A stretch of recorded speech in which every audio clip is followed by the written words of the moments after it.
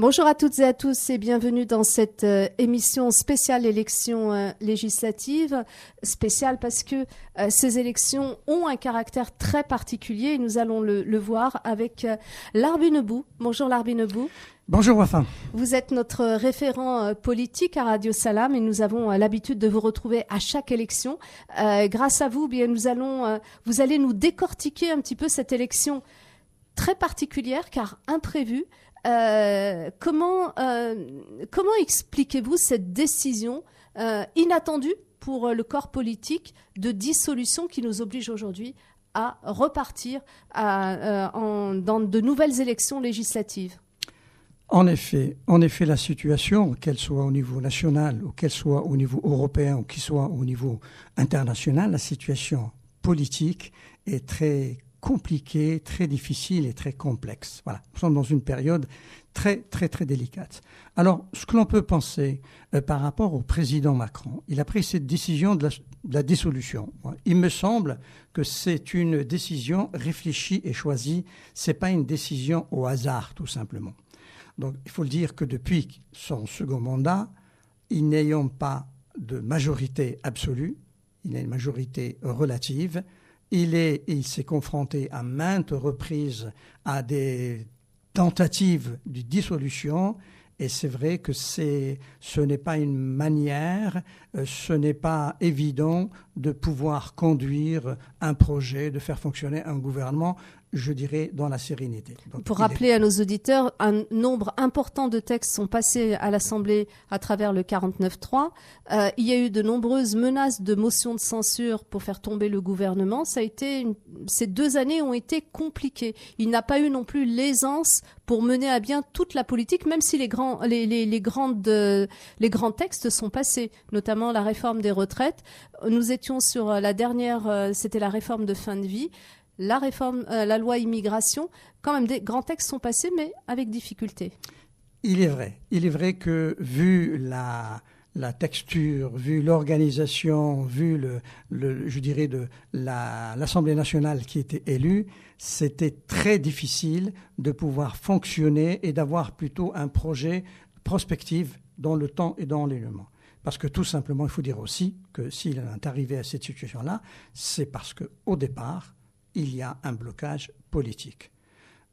Macron a essayé cette tentative en pensant ni gauche ni droite et ça n'a pas marché parce que tout simplement il y a une vraie gauche, il y a une vraie droite et aujourd'hui ce qui est quand même, je dirais, l'aspect délicat et l'aspect qui risque, c'est vrai, c'est qu'il y a une extrême droite.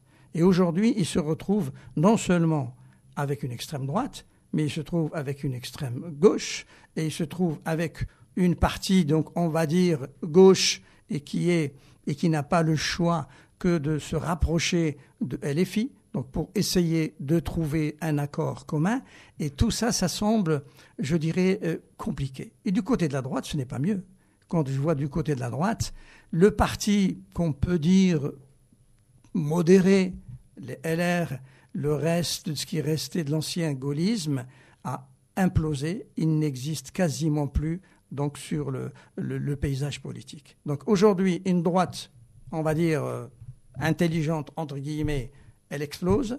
De l'autre côté, une gauche qui a explosé, il faut le reconnaître, et qui maintenant essaye de se reconstituer, mais ce n'est pas si évident que ça. Et de l'autre côté, une extrême droite qui a complètement déstabilisé la droite et qui elle-même aussi essaye de se reconstituer. Mais on sait très bien que leur ADN, que ce soit d'un côté ou de l'autre, c'est très difficile à concilier. Donc la situation, le risque, c'est qu'on risque de se retrouver à nouveau devant une assemblée n'ayant aucun parti, n'ayant la majorité absolue. Donc on risque de se retrouver avec un gouvernement, je dirais, ingouvernable et une instabilité permanente. C'est ce qu'on a connu dans la 3e et 4e République. Donc la situation, il y a de fortes chances qu'aucun parti, qu'aucun front, parce qu'aujourd'hui, on a des oppositions frontales. L'opposition frontale, c'est le RN, ce qu'on appelle le Front National, qui aujourd'hui a un langage beaucoup plus feutré, donc moins, on va dire, agressif, mais sur le fond qui n'a pas changé. La gauche, là aussi, il faut dire qu'elle a des éléments sur des points politiques, mais vraiment des fossés entre les différentes partis socialistes, on va dire classiques, et le LFI. Et puis, de l'autre côté, LR, qui aujourd'hui ne sait plus à quel sein se vouer. Donc la situation est complexe et nous risquons d'aller vers une instabilité permanente. Et c'est vrai que quand les points extrêmes sont dominants, l'aspect frontal est tout à fait possible.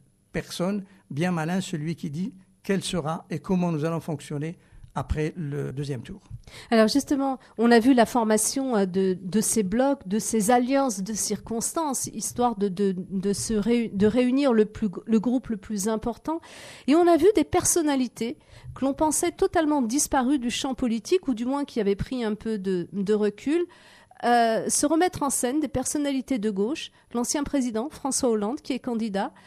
Ici, à Villeurbanne, l'ancien maire de Villeurbanne, Jean-Paul Brett, qui revient, qui se présente au mépris de la configuration de gauche présente déjà sur la commune de Villeurbanne, puisqu'il se présente comme étant dissident socialiste. Quel regard vous avez sur ces anciens qui reviennent ? La situation, ce qu'elle est aujourd'hui, c'est que les politiques d'hier comme ceux d'aujourd'hui, ils ont une responsabilité énorme. Si la situation, elle est ce qu'elle est aujourd'hui, c'est-à-dire que si les politiques ne sont pas arrivés à construire ce que j'appelle une véritable majorité, et si les politiques avaient d'abord, comme je dirais, élément essentiel pour eux, l'intérêt de la nation avant l'intérêt des postes ou de l'acquisition à des élections, c'est clair qu'on ne serait pas là aujourd'hui. Il est vrai que la situation aujourd'hui et la poussée des extrêmes, elle est due au fonctionnement depuis des décennies, plusieurs décennies, des partis politiques qui, jusqu'à maintenant, rares les partis politiques qui avaient et qui pensaient un projet dans le temps, dans la durée, un projet France, c'était simplement un rapport de force, et particulièrement axé sur les élections présidentielles, c'était vraiment l'objet. Et les partis politiques sont devenus des écuries de course, mais en aucun cas des écuries de réflexion et de projection, de façon à offrir une visibilité sur le plan politique, sur le plan social, sur le plan sociétal au pays. Donc c'est clair que les politiques d'hier et d'aujourd'hui sont complètement déconnectés de la réalité et d'où aujourd'hui ils sont discrédités, malheureusement. Et c'est vrai, alors qu'on a besoin des politiques. Et c'est clair, la situation aujourd'hui, les politiques ont failli. Et le fonctionnement des partis politiques, on va dire hors Front National, c'est clair que de par leur comportement, ils ont préparé le lit des extrêmes aujourd'hui, et particulièrement celui de l'extrême droite. Alors, quand on regarde l'électorat du RN, ce sont des gens qui disent on ne veut plus voter ni à droite ni à gauche, on a des difficultés financières, la crise est là, et le programme du RN eh bien, nous séduit.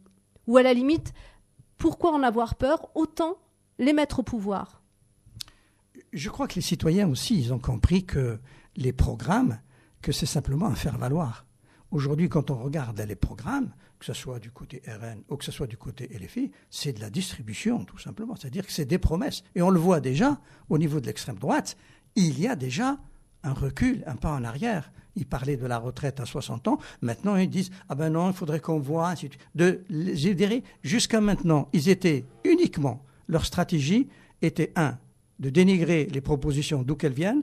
2, c'est de proposer ce que j'appelle des propositions démagogiques. Et aujourd'hui, elle risque, ce parti risque de se retrouver aux manettes. Ça veut dire, et là, il sera mis à l'épreuve. Et c'est ça. Et je pense, c'est pas du tout exclu que du côté du président Macron, sachant qu'il a encore pratiquement 3 années devant lui, en disant « je dissous l'Assemblée », il est possible, je vais essayer de reconstituer ce que j'appellerais un autre front, donc qui serait plutôt un front républicain et un front libéral, un front donc qui irait aussi bien de l'ancienne, ce qu'on appelait donc le gaulliste, qui irait donc à une partie des socialistes. Et donc ça, bien sûr, ce côté-là, il l'a pas réussi.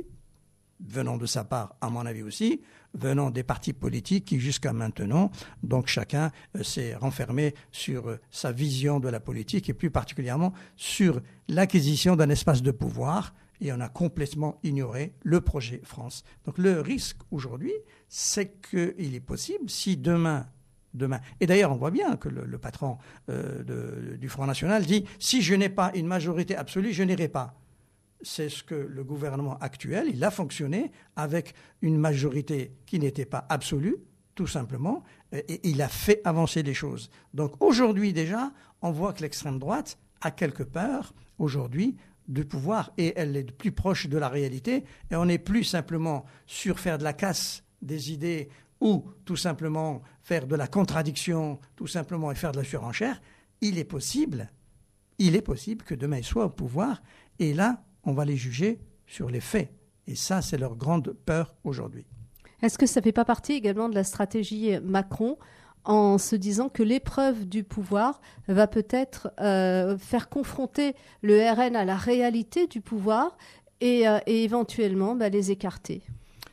Je pense que c'est une hypothèse. Je pense, certes, son attendu, ce qui est latent, c'est de devoir constituer une majorité donc gouvernementale autour des socialistes libéraux, autour de ce qu'on appelle le LR, donc ce qui reste en tout cas de LR, c'est sans souci, et je pense qu'à mon avis, c'est ses attentes premières. Ceci dit, c'est clair que le fait qu'il y ait une deuxième issue, c'est de permettre, en tout cas, de ce qu'on puisse donc mettre vraiment en porte-à-faux entre les promesses que l'on fait et la réalité des faits. Et je pense, peut-être, si ce n'est pas exclu, tel que c'est parti, en ce qui me concerne personnellement, j'espère que non, mais c'est fort possible que demain, le RN puisse être donc au gouvernement. La seule façon d'y échapper, c'est d'aller voter. Alors là, justement, on peut critiquer les politiques par rapport à leur comportement, leur agissement, ainsi de suite, mais on peut aussi avoir un regard sur les citoyens que nous sommes.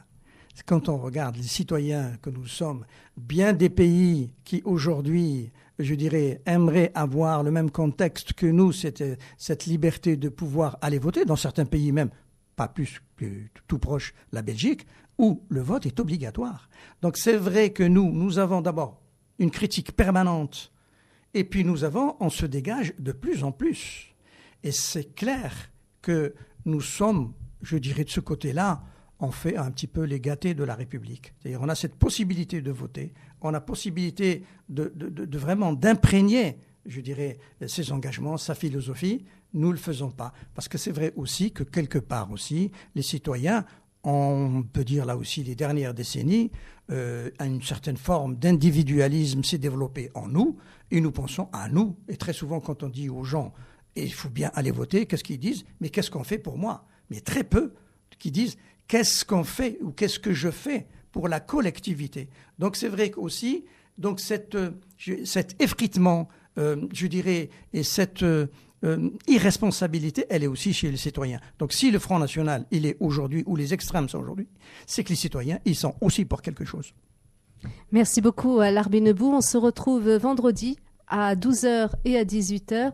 Et là, nous parlerons particulièrement de l'abstention et de ses conséquences. Demain, à la même heure, nous retrouverons le politologue Vincent Gesser qui analysera la situation politique et le contexte particulier de ces élections législatives 2024.